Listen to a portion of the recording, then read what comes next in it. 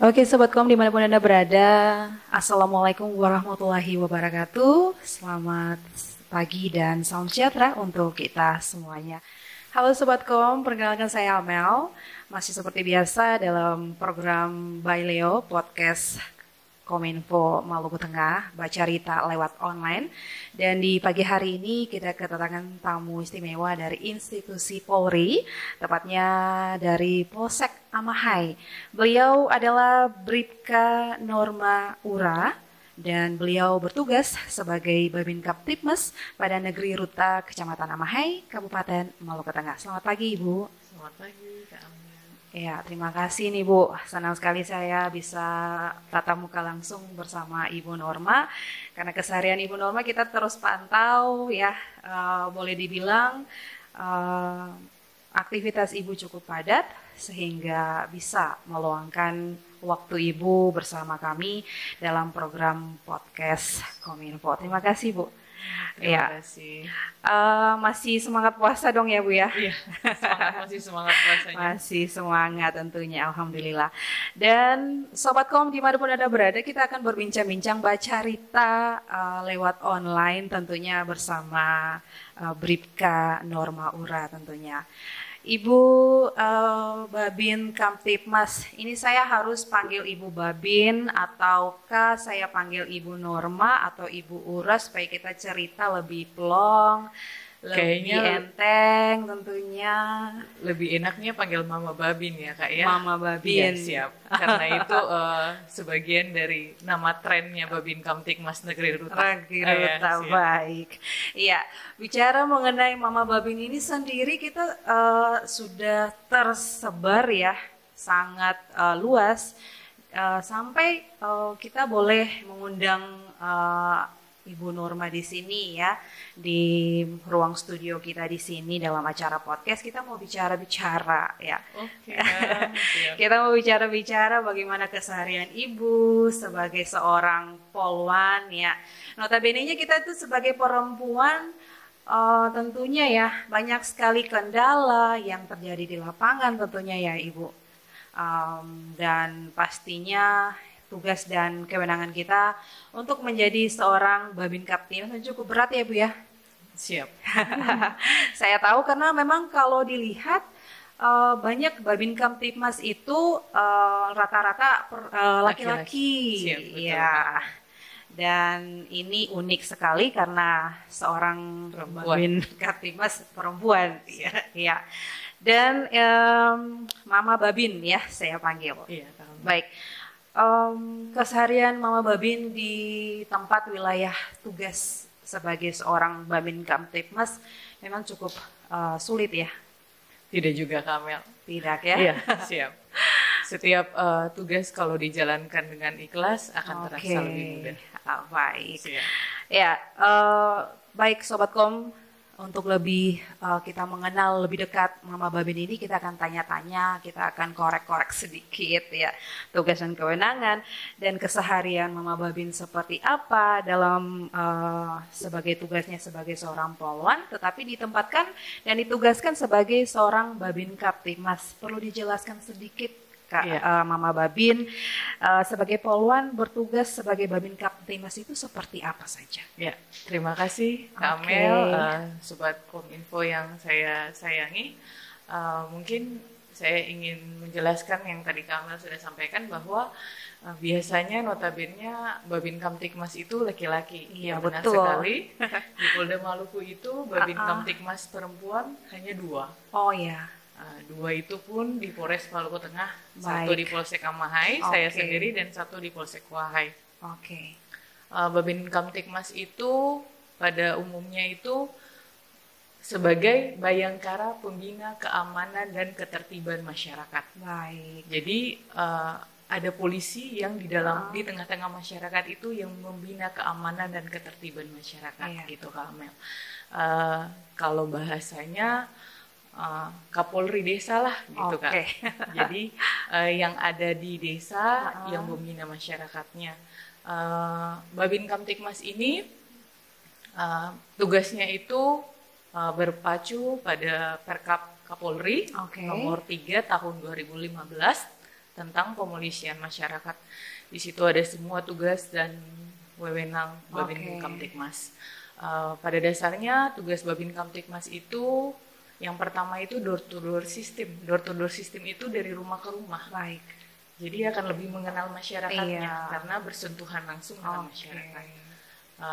Deteksi dini, jadi bisa mengenali karakter masyarakatnya dalam dan problem solver. Jadi menjadi orang yang ada dalam permasalahan masyarakat yang ada di desanya gitu ya. Untuk Babin Kamtibmas ini tugasnya seperti Babinsa ya, tapi ini versinya Polri ya. Dan Babin Kamtibmas ini harus bisa menjaga keamanan dan ketertiban yang ada di negerinya. Berarti kalau bisa dibilang harus aktif selalu menjaga keamanan masyarakat di wilayah kerjanya Mama Babin tentunya ya.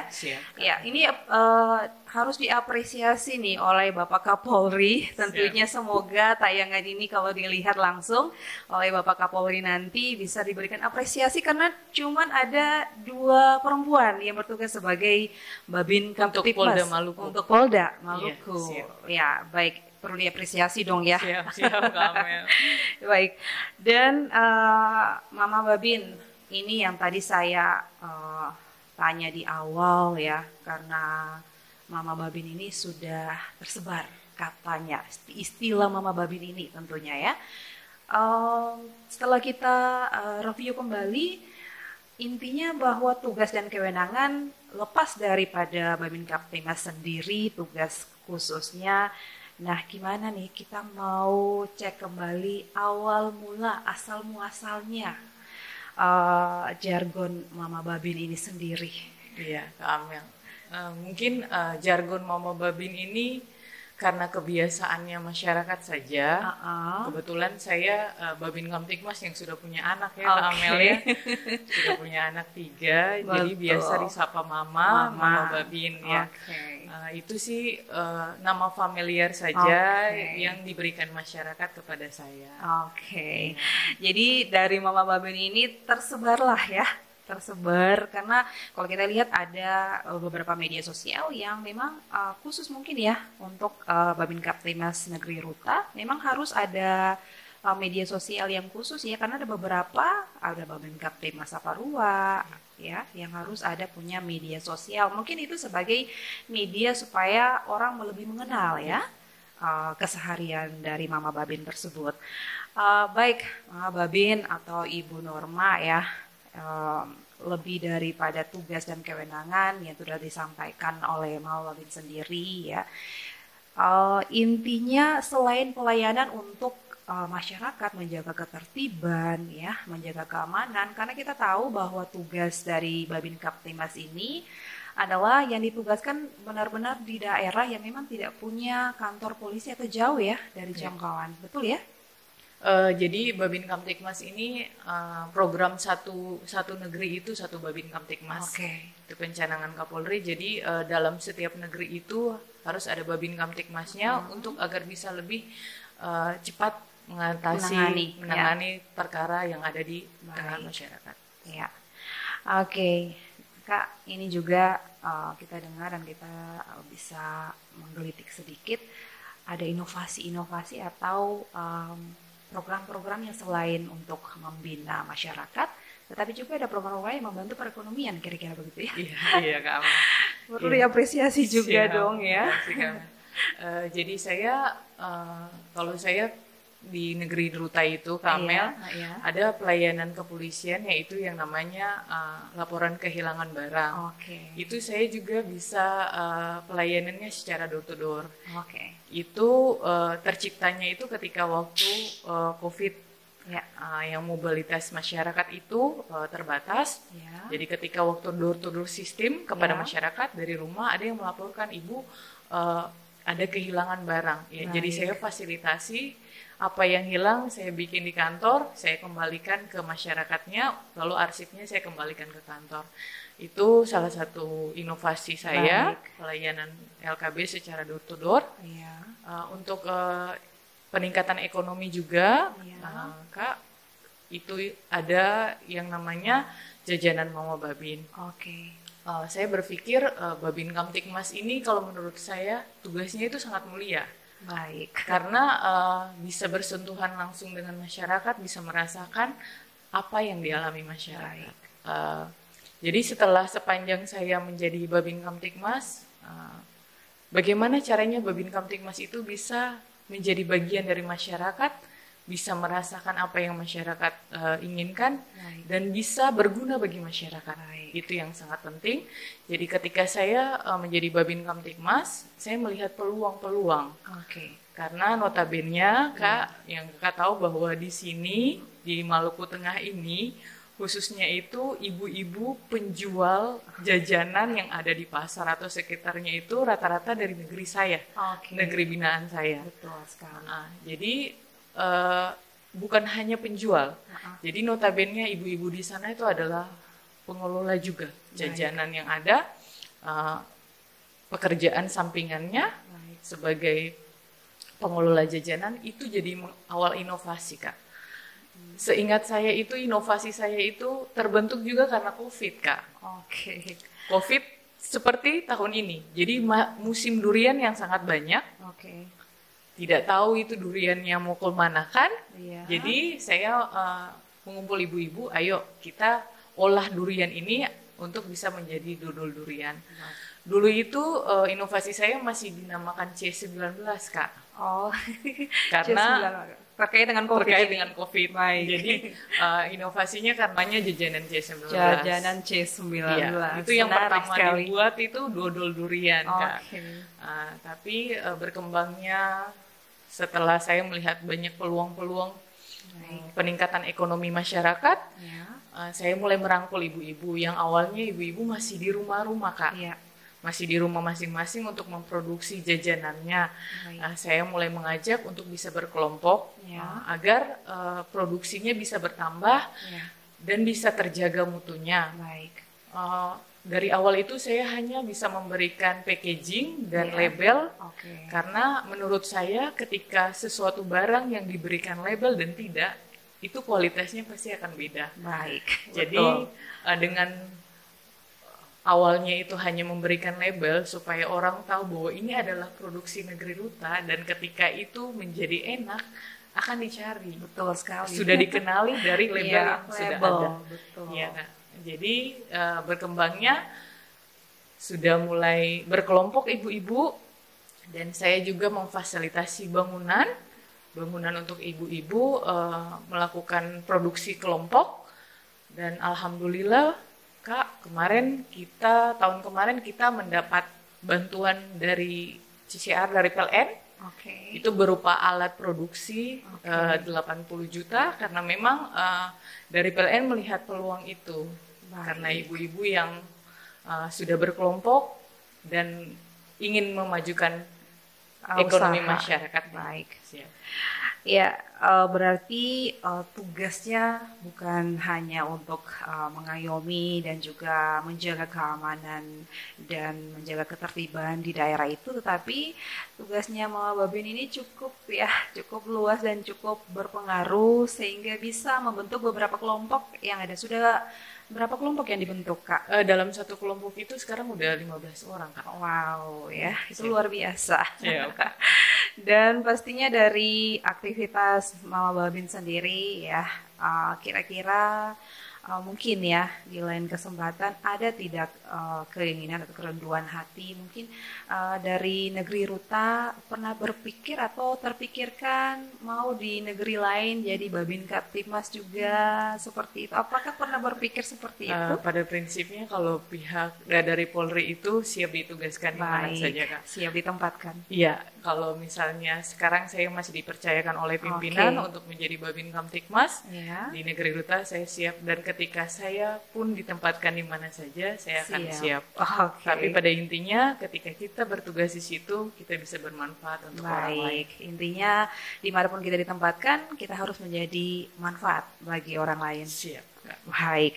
Nah, untuk tipsnya dan untuk motivasi sebenarnya untuk kaula muda dan anak-anak Sobatkom, intinya untuk yang nantinya melihat channel ini ya, mengenal langsung, oh iya ini Mama Babin dari Negeri Ruta, pastinya sudah kenal. Dan saya mau di kesempatan ini karena Mama Babin telah hadir di studio kami dan ada dalam program podcast by Leo, dan intinya kita mau mendengar langsung kira-kira kiat-kiat apa untuk menjadi seorang polwan atau motivasi apa untuk anak-anak muda sekarang. Ya, terima kasih Kak. Kalau untuk sobat muda yang ingin menjadi anggota Polri, yang ingin saya sampaikan di sini, teruslah belajar dan berlatih. Karena kemampuan itu ada pada kita sendiri, dan jangan lupa berdoa dan minta restu orang tua. Itu yang paling penting. Ketika doa, restu, dan latihan yang telah kita tekuni, mudah-mudahan akan diberikan jalannya. Dan mungkin informasi Kak, bahwa sekarang dari tanggal 4 sampai tanggal 14 sudah ada penerimaan anggota Polri.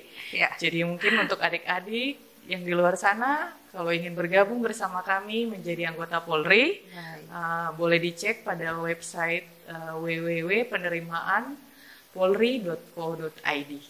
Terima kasih, Kak. Baik, Bu Norma dan juga sering kita sapa Mama Babin, terima kasih ya untuk waktunya bersama kami di Kominfo. Terima kasih juga Kominfo, luar biasa. Semoga Kominfo semakin sukses. Amin. Dan luar biasa. Tadi apa Kak? By Leo ya? By Leo. Baca berita lewat online. Karena memang dunia sekarang adalah dunia online. Kita akan terasa dekat dari online saja. Betul. Baik, Ibu Norma, terima kasih waktunya. Saya sebenarnya ingin bercerita lagi lebih lanjut, ingin tahu lagi aktivitas keseharian, tugas dan tanggung jawab sebagai Babin Kamtibmas. Dalam notabene kita sebagai perempuan punya pastinya ada kendala-kendala tentunya ya. Dan untuk itu terima kasih karena telah hadir dan telah menghadiri undangan kami. Baik, jangan sungkan-sungkan dan jangan bosan-bosan ya Mama Babin. Siap. Mungkin di lain kesempatan kita bisa undang kembali bercerita lagi. Siap Kak. Terima kasih Kak. Baik, terima kasih dan Sobatkom dimanapun Anda berada, demikian tadi bincang-bincang kita, bercerita kita lewat online bersama Ibu Norma Bribka Norma Ura yang kesehariannya biasa dipanggil Mama Babin. Ya, kita akan ketemu lagi di kesempatan selanjutnya. Dan saya Amel yang bertugas, pamit untuk Anda semuanya, tetap semangat berpuasa hingga nanti menyambut hari kemenangan. Dan untuk Anda semuanya, wassalamualaikum warahmatullahi wabarakatuh. Selamat pagi dan sampai jumpa.